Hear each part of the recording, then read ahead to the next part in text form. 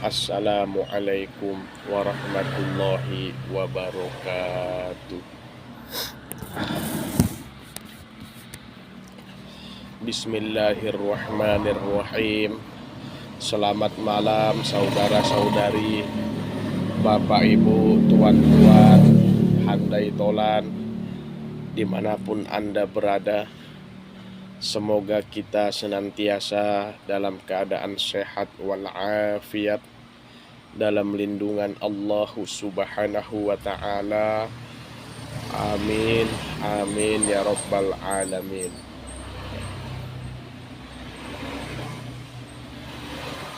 Berjumpa lagi dengan saya Ihsanul Musa, si pecinta kajian. Pada kesempatan malam hari ini, seperti biasa, kembali lagi saya ingin sedikit bercerita dongeng-dongeng. Namun sedikit saya disclaimer di awal, karena ini memang baru jam 10 malam kurang lebih. Biasanya masih sering orang mondar-mandir beli, tapi kebetulan di malam ini memang lagi sedikit agak sepi, sehingga agak memungkinkan untuk saya iseng-iseng dongeng sekarang. Cuman apabila nanti ada yang beli, kalau kira-kira belinya sebentar, belanjanya dikit, cuman beli rokok umpama, mungkin gak usah saya pause, gak usah saya berhentikan videonya. Kalau sekiranya belanjanya bakal banyak, nanti saya pause dulu, stop sebentar videonya, baru kemudian dilanjut lagi kalau udah selesai orang belanja ya. Kita awali dengan menyeruput kopi yang luar biasa nikmat. Bukan kopinya yang dahsyat sehingga menghadirkan rasa nikmat yang begitu sangat, akan tetapi rasa syukur kita bahwa kita masih diberi rizki berupa kopi, rokok, kesehatan, iman, dan seterusnya dan seterusnya. Jadi penerimaan jiwa hati kita lah yang merasa bahwa itu adalah suatu nikmat. Oh iya. Apa, Mas? Kasih buat es teh manis apa, Pak? Setengahan apa? Setengahan, tomat iya. Setengahan. Iya. Mau satu pak? Satu, iya. Iya, itu 10.000. Satu aja ya? Iya. Nah, ukur-ukurannya nggak tahu, saya juga bingung yang mana. Oh, segini gedean lagi lah. Apa segini ya? Ini buat es teh manis Pak di mana-mana juga. Iya, udah itu. 10.000. Duitnya 20, kembali 10. Terima kasih, Mas. Iya. Apa tuh? Oh, Midoroku ada dikit-dikit mah. Ayo, Mas. Iya, iya, Mas. Ini tarik kemarin. Iya. Ayo, Mas. Iya, yuk.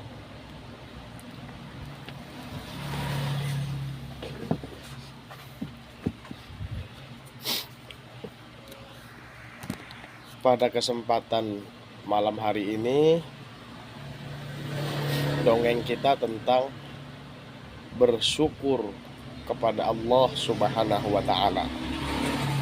Yang mana bersyukur ini adalah satu kewajiban bagi setiap kaum muslimin wal muslimat.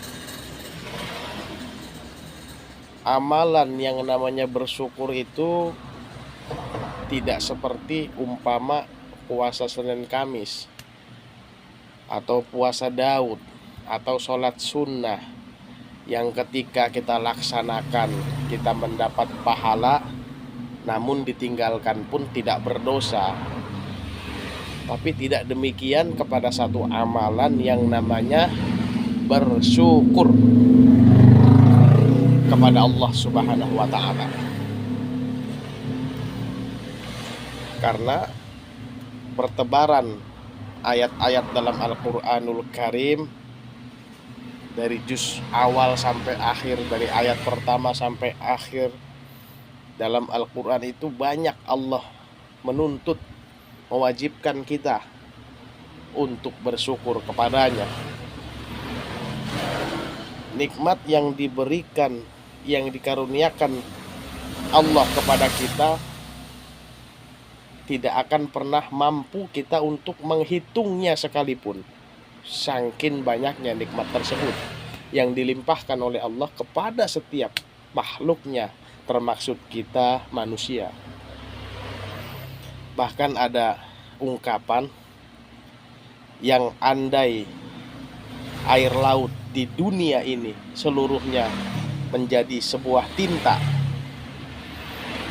lalu seluruh ranting-ranting pohon yang ada di muka bumi ini menjadi penanya, pulpen,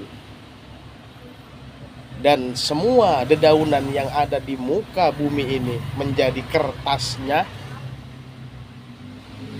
sungguh air laut yang begitu banyak akan kering, ranting-ranting yang dijadikan pena akan habis, dan semua dedaunan yang kita jadikan sebagai kertas akan penuh terisi, sementara nikmat Allah belum selesai untuk kita catat dan kita hitung.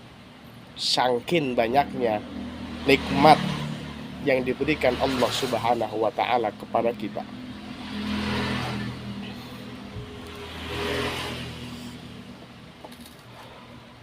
Pelan-pelan ya ngupasnya ya, gak usah buru-buru, santai. Wallace man. Nah, kalaulah mencatatnya, menghitungnya saja nikmat Allah yang diberikan kepada kita, kita tidak akan pernah sanggup, tidak akan pernah bisa, tidak akan pernah cukup. Apatah lagi untuk membalasnya, untuk membayarnya. Dan Allah juga Al-Hakim, yang maha bijaksana. Allah tahu kita tidak akan pernah sanggup untuk membalas, tidak akan pernah bisa untuk membayar seluruh nikmat yang Allah berikan kepada kita.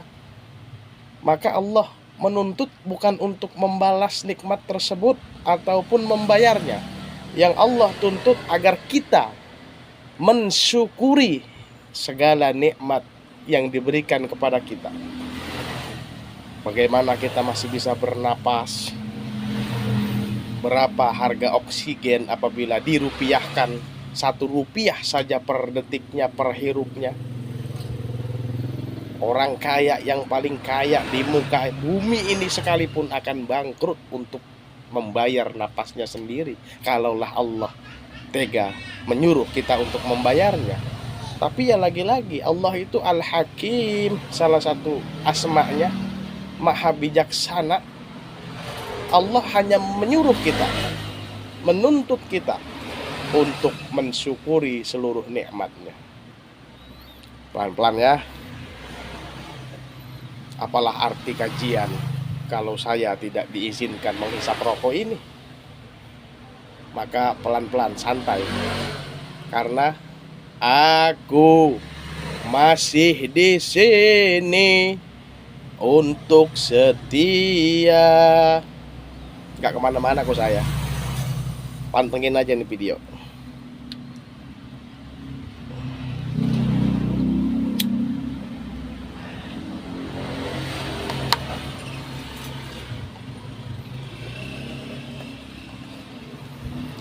Jadi bersyukur itu wajib dalam setiap keadaan episode kehidupan kita yang sebagaimanapun, seperti apapun, tetap wajib kita bersyukur kepada Allah Subhanahu wa ta'ala.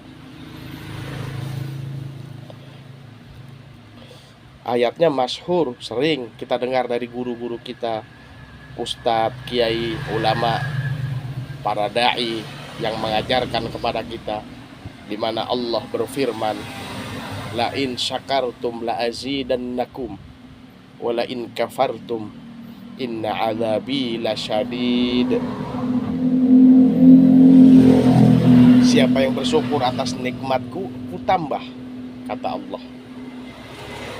Wa la in kafartum, Tapi siapa yang ingkar, kufur, tidak mensyukuri nikmatku, inna azabi lasyadid, sesungguhnya azabku sangat pedih, kata Allah.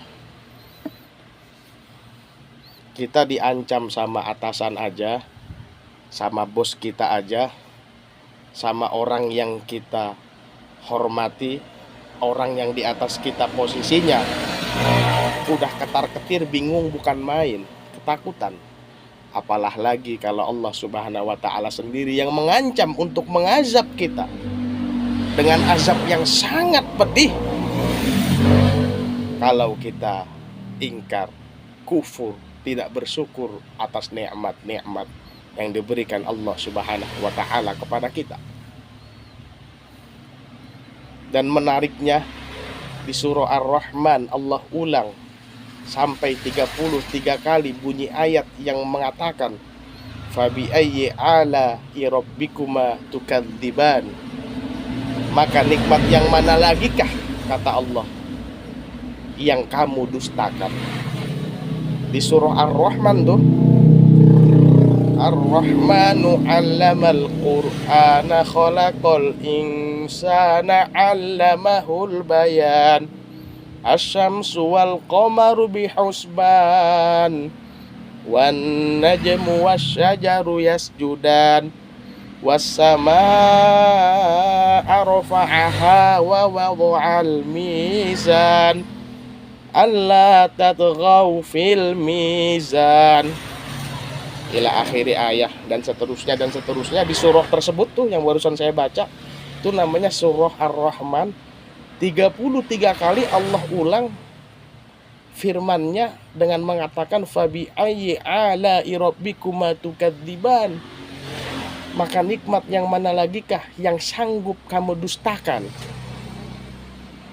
hai manusia, hai makhlukku ciptaanku, terkhusus manusia yang memang ku berikan akal pikiran untuk berpikir, nikmat yang mana lagi yang kamu mau dustakan? 33 kali Allah ulang-ulang firman tersebut dalam satu surah yang sebenarnya relatif pendek, yakni surah Ar-Rahman. Ar-Rahman itu pendek, kalau bagi santri itu biasa, itu pasti hafal.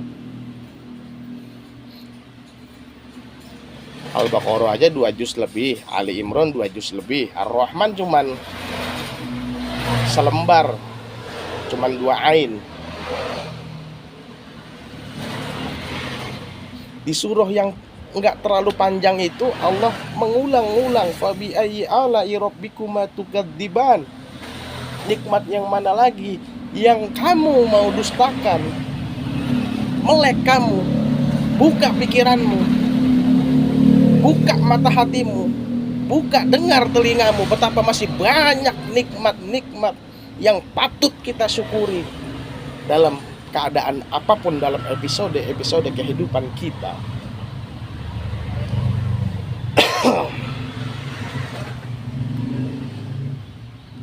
Ada yang beli sebentar ya, santai.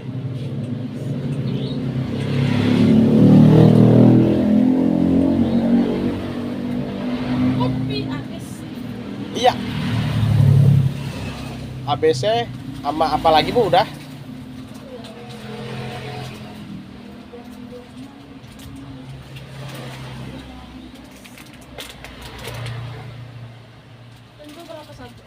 Denkau 4.000.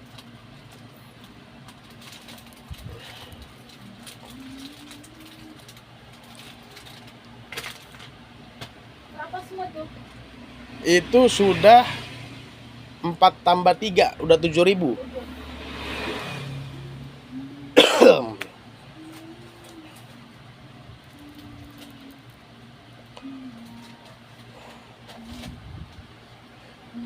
Malkis 7.000 jadi 14. Kembali 1.000.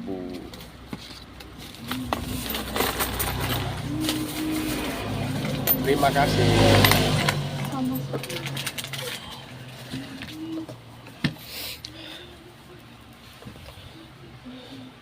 Mari kita lanjut. Betapa bersyukur itu wajib dan tidak ada alasan bagi kita Jangankan dalam keadaan lapang, dalam keadaan sempit pun tetap wajib kita bersyukur kepada Allah Subhanahu wa taala. Dan sebenarnya siapa orang yang bersyukur itu seperti yang tadi saya jelaskan, ditambah kok nikmatnya. Kalau Anda punya uang 1000 perak seumpama, dengan Anda bersyukur, fa insya Allah, Allah yang berjanji, Allah tak pernah ingkar dengan janjinya. Ketika Anda syukuri 1000 perak yang Anda punya, Allah akan tambah. Mudah-mudahan 1000 perak Anda bisa jadi 1200 perak, bisa jadi 1500, bahkan bisa jadi berjuta-juta. Terserah Allah mau menambahkan rezeki kita dari segi yang mana. Atau yang harusnya kita sakit, kita jadi sehat. Yang harusnya kita kecelakaan, Allah tidak bikin kita celaka. Intinya Allah berjanji siapa yang bersyukur ditambah nikmatnya. Di sisi lain Allah memberi rambu-rambu yang mengerikan, mengancam, mengazab kita apabila kita kufur, ingkar, tidak bersyukur atas nikmat yang diberikan Allah Subhanahu wa taala kepada kita. Wahai para pedagang, wahai para karyawan, atau apapun profesi Anda, latar belakang Anda. Kalau saya pribadi pedagang, sering saya dengar di mana sesama pedagang mengeluhkan keadaan-keadaan pada saat di mana dagang sedang sepi. Padahal dengan selalu dia mengeluh kepada teman-temannya, khawatir kita tergolong orang-orang yang kufur nikmat, yang ingkar, yang mana ketika tergolonglah kita sebagai orang yang kufur, maka ancaman Allah akan mengazab dengan azab yang pedih menanti di depan mata.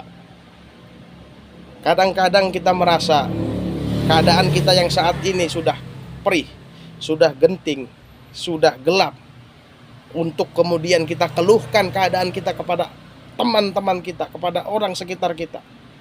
Masuk kita pada kehidupan minggu depan, bulan depan, tahun depan, ternyata lebih pahit lagi, lebih perih lagi, lebih gelap lagi kehidupan kita dibanding minggu atau tahun atau bulan yang sebelumnya. Ya. Apa nih? Kopi. Diseduh? Berapa? 3 kembali 1000. Hitam semua ya? Iya.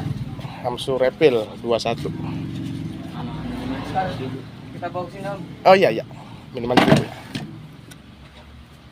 Terima kasih.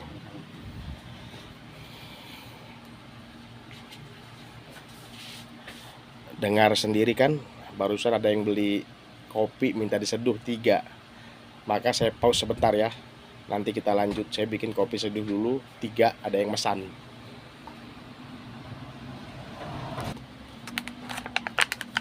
Mau nyeduh kopi 3 tuh. Kalau pausnya terlalu lama, kadang-kadang videonya jadi kepotong malah. Makanya saya hidupin sebentar lagi sambil nunggu air yang digodoknya matang.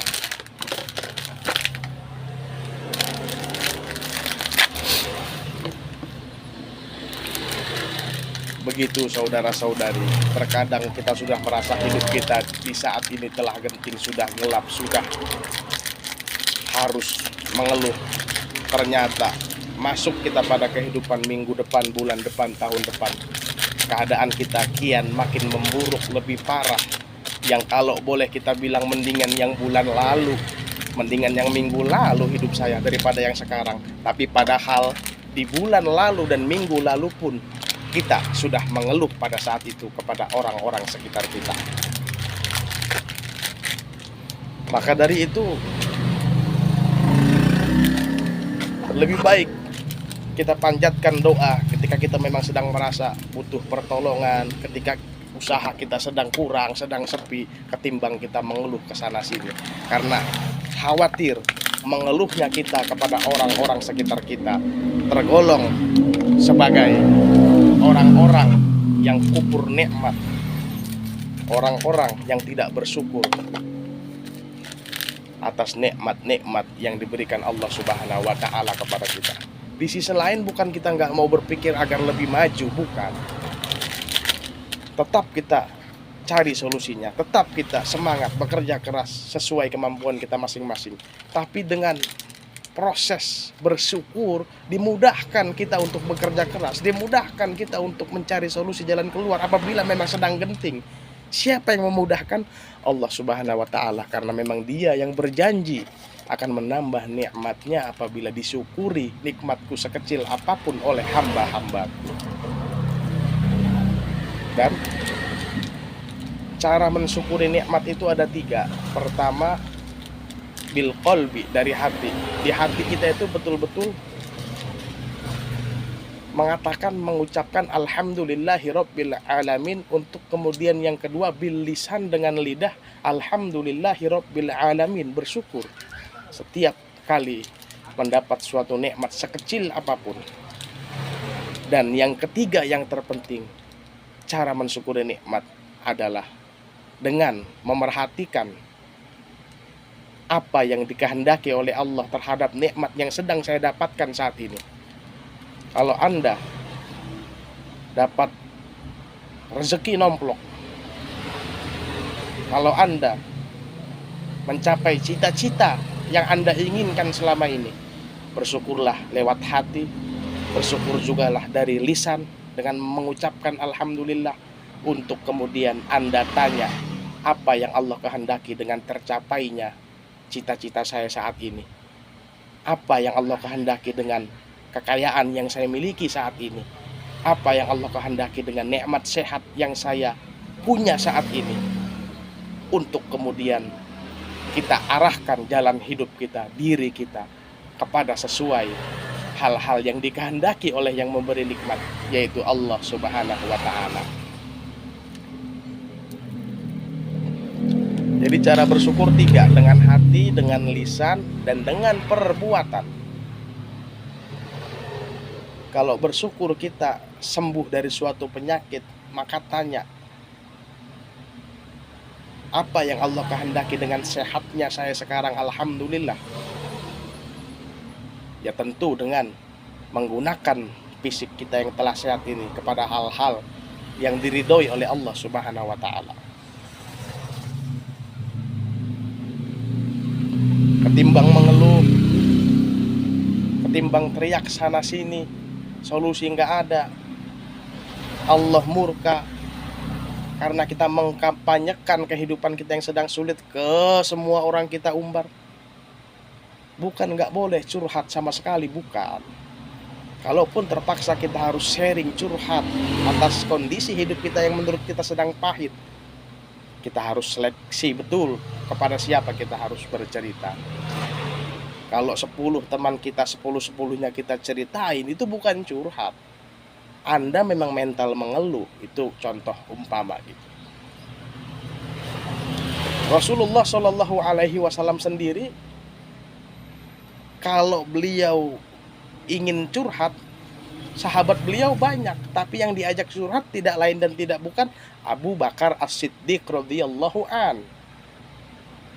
Karena beliau khawatir curhatnya beliau ini nanti tergolong kufur nikmat. Belum jadi ya, lagi digodok.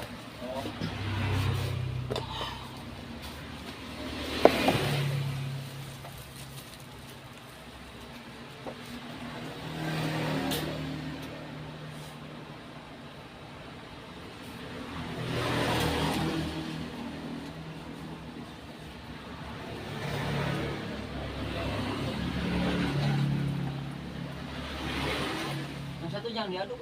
Oh ya, yang satu jangan diaduk. Kemanisan kalau diaduk.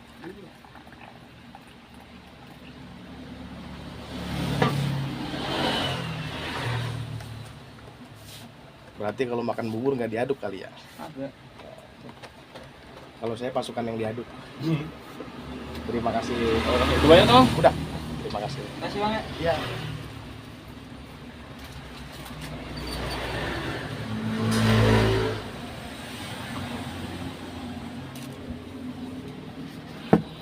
Alhamdulillah udah selesai bikin kopinya.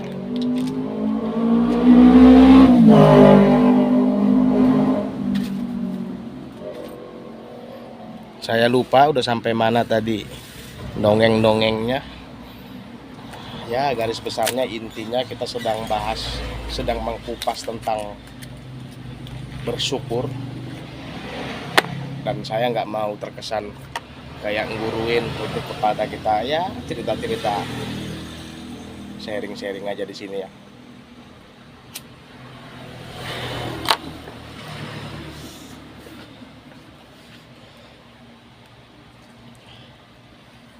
Curhat kita, ngeluh kita atas keadaan kita yang saat ini kepada satu orang yang kita percaya umpama. Ternyata minggu depan, bulan depan keadaan kita lebih parah lagi. Tahun depan lebih parah lagi.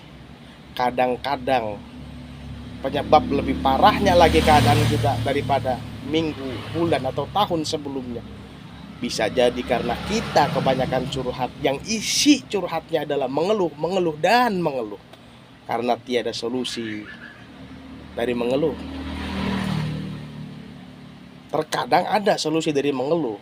Kalau kita seleksi harus kepada siapa kita bercerita. Seperti yang saya bilang tadi, circle pergaulan lingkungan kita akrab sama 15 orang. 15-15-nya kita cerita sama keadaan kita. Astagfirullahaladzim.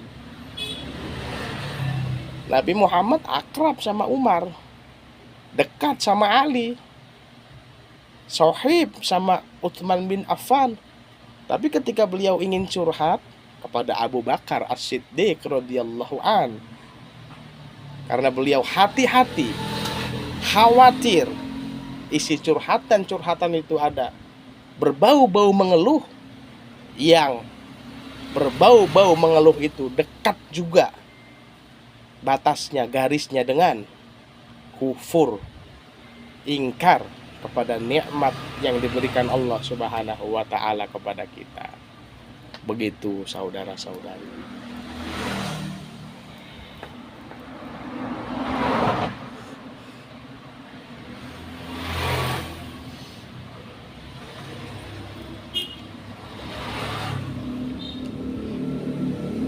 Jadi jalani, nikmati, syukuri, sayangi, cintai apa yang sedang Anda geluti saat ini, apa yang jelas ada di depan mata Anda saat ini.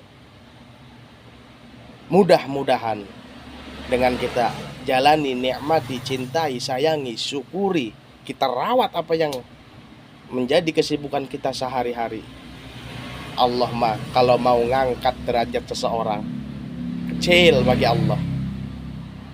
Qulillahumma malikal mulki tu'til mulka man tasha' wa tanzi'ul mulka mimman tasha' wa tu'izzu man tasha' wa tudhillu man tasha' biyadikal khairi innaka ala kulli syai'in qadir.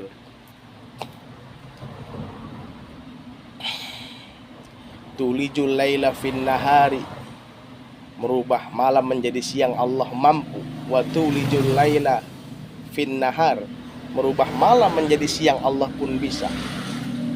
Apalagi merubah hidup Anda dari bawah menjadi orang yang bermartabat, dari hina menjadi orang yang mulia, dari miskin menjadi orang yang punya. Wa tukhrijul hayya minal mayyit wa tukhrijul mayyita minal hayy. Allah bisa mampu mengeluarkan yang hidup dari yang mati dari yang hidup, seperti telur dengan ayam.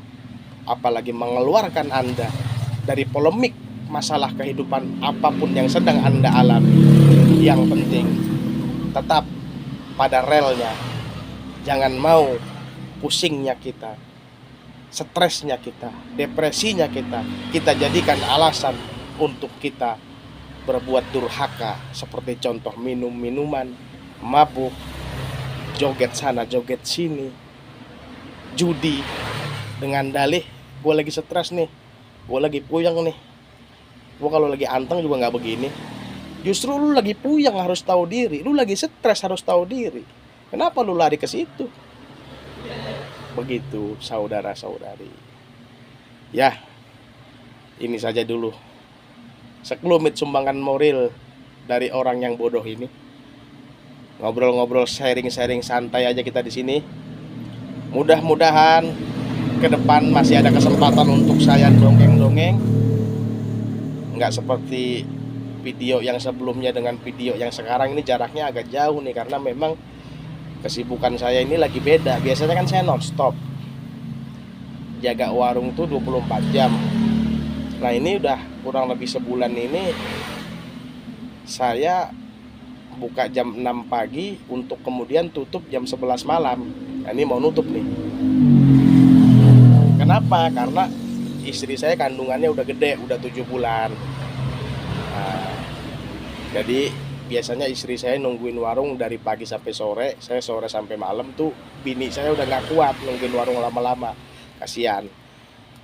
Saya sih nggak terlalu manjain karena orang hamil juga memang nggak boleh terlalu santai, dia tetap harus banyak gerak, tapi banyak geraknya juga jangan terlalu capek. Kalau non stop tuh capek. Maka karena saya udah nggak non stop, nemuin waktu buat dongeng-dongengnya agak susah. Kalau di kamar saya dongeng-dongeng malas ya, enakan sambil nungguin warung, sambil ngopi, sambil ngerokok, kepas kepus. Ya, perkara ada yang beli, berhentiin dulu sebentar. Urusan apa? Usaha-usaha sendiri, bukan kerja sama orang kan gitu.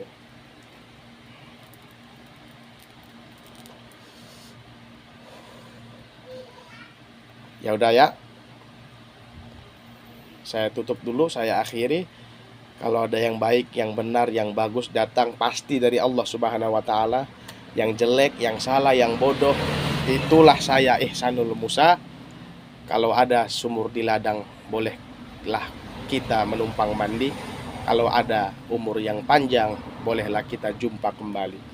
Tiadalah gading yang tak retak, retaknya itu jadi ukiran.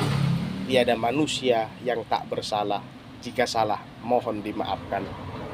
Wallahul muwafiq ila aqwamit thoriq. Tsumma assalamu alaikum warahmatullahi wabarakatuh.